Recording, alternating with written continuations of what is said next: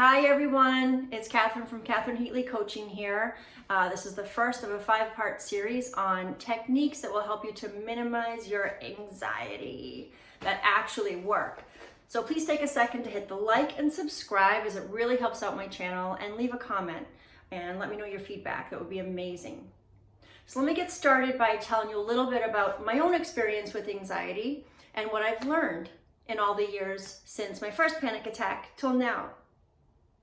So I took my first panic attack about 16 years ago, and it just came out of nowhere. It was in the middle of the night, and what happened was I started experiencing shortness of breath and a sensation that I had never felt before, and I had to get out of my bedroom and get out of my house to get some fresh air because the feeling was so suffocating. And those symptoms eventually went away, maybe after like an hour or something. But what did carry on with me was a constant feeling of anxiety. And for those of you who don't really know exactly what anxiety is, it's basically a feeling that you have within you, a feeling of fear, dread, the anticipation that something really bad is going to happen. So it puts your body on like high alert, as if a bear is going to come attack you, or a tribe from another part of the forest is going to come and take your home and take your food and take all your survival needs away from you. And the reason I go back to living in the forest is because that's why we have anxiety today, is because we're still living on high alert as if we are living back when we didn't have all the amenities that we have in today's society, such as food on a regular basis and shelter on a regular basis and things that protect us like the police department and fire department and all that good stuff. But the problem is that our brain didn't have enough time to actually adapt and evolve to the lifestyle that we live today. So we don't need to be on alert as much, near as much, but our brain still thinks that we do. So it's very easy for our brain to get into that fight or flight mode and start having all the mental symptoms and physical symptoms of, survival mode. So hence why we are living in a very civilized, for the most part, society, but still have anxiety. Now, after my panic attack, I went to see a therapist because this constant fear just was not going away. And it actually stopped me from sleeping at nighttime. I mean, it was really bad. I would just lay there and try to fall asleep, and I just wouldn't. And it went on for about a year, I would say. And it sucked. It was probably the worst time of my life because I had no happy hormones in my body. I wasn't sleeping. I was having all this adrenaline rush through me for no reason that I could see. And I didn't know what it was. So I went to see a therapist, and she explained to me that I have what's called general anxiety disorder. So instead of getting frequent panic attacks, I would just have a constant feeling of fear and anxiety. And nothing would trigger it. It would just sort of constantly be there. Now, that was many years ago, and I've put a lot of work into myself and did a lot of research and just did whatever I could to help to relieve this anxiety, because it was no way to live. It was basically existing, not living or thriving. And I didn't want to just exist. I wanted to make the most out of my life and figure out a way to tackle this anxiety problem and minimize it as much as possible. So that brings me to today, where I want to share with you the first of 5 techniques that I'm going to share with you. And let me just give you a little bit of information about how I gained this knowledge on what works to help cure anxiety. Or I shouldn't say cure, but help to really minimize it. It's therapy that I, seeked out myself. I also saw a cognitive behavior therapist, which is not exactly talk therapy. It's where the therapist actually gives you like real life strategies to change your negative thinking into much more realistic, positive ones. So I gained a lot of tools from that therapy. And then the other self-work that I did was getting really connected to my spirituality and meditating and trying my best to be mindful and doing yoga and breathing exercises.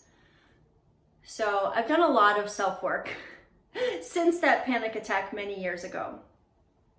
And today what I'm going to share with you is the technique of affirmations, self-affirmations, and how powerful they can be. So me personally, when I wake up in the morning, that's usually my worst time for my anxiety level. I wake up often in a state of fear, just, not a very happy state. So I have learned to develop the habit of saying morning affirmations when I get up and start doing my morning routine of like putting my makeup on and stuff. I do the affirmations while I'm doing that other stuff. And that works just fine for me. Some of you, it might be helpful to just do the affirmations separately, but the main thing is that you do them.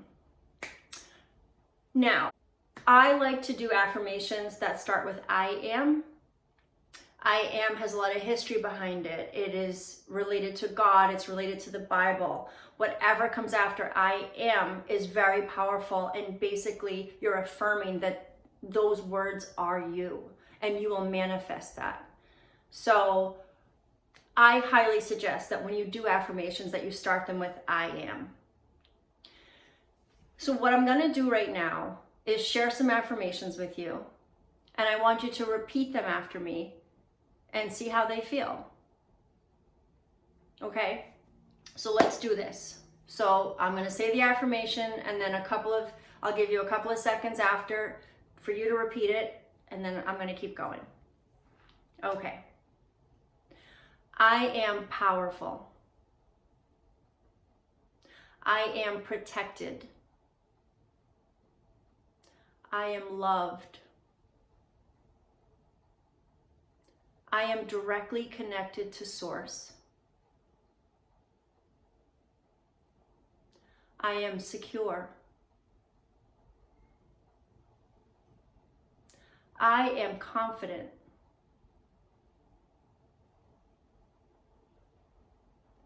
I deserve a good life.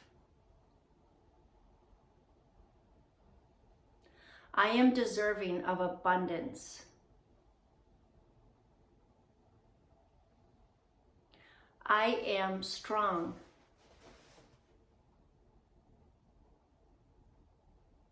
I am peaceful.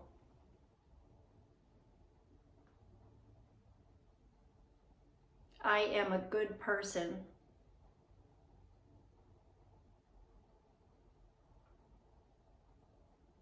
I am kind.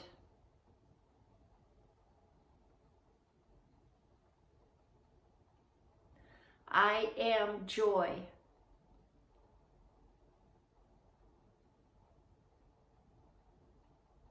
I am happiness.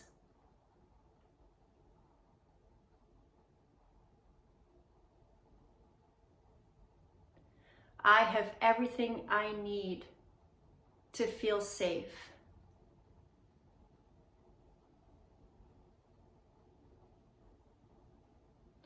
I am safe.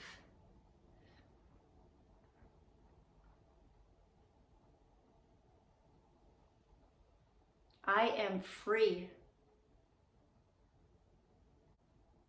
I am evolving.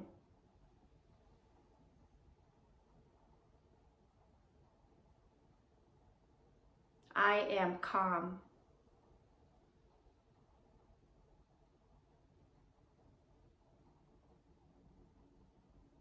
I easily manifest that which I desire.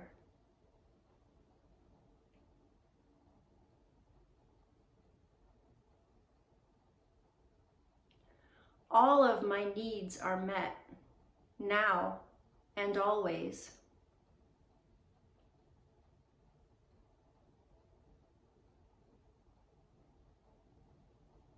I am exactly where I am supposed to be at this moment.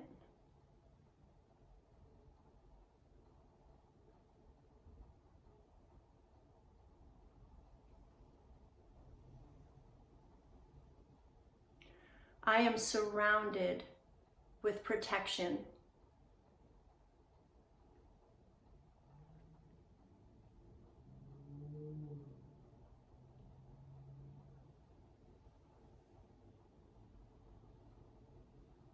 I am that which I am.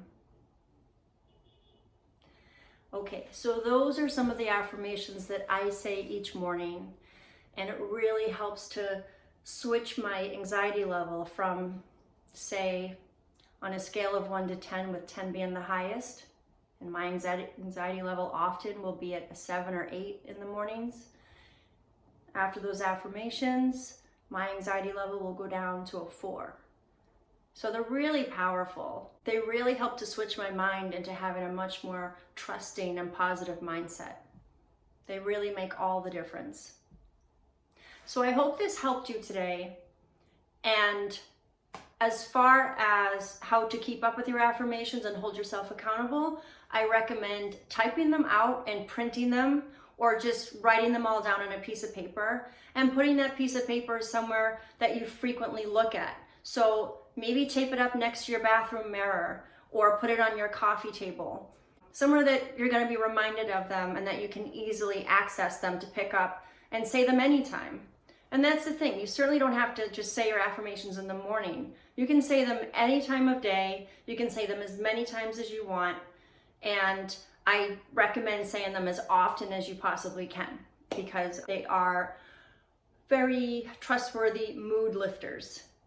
So I would love to know what your experience is with these affirmations. Please leave a comment. I would love feedback. And if you have any affirmations that you like to use, please share them with us. Okay? All right, so I'll be back with you again with another technique as to how to minimize your anxiety. And until then, I hope you have a wonderful weekend, a wonderful week. And if you're in search of a life coach, I would love to set up a discovery session with you. It's always complimentary, and we'll talk about what your goals are, and I will let you know how I can help you in achieving those goals. Okay, have an awesome day. I will see you soon. Bye-bye.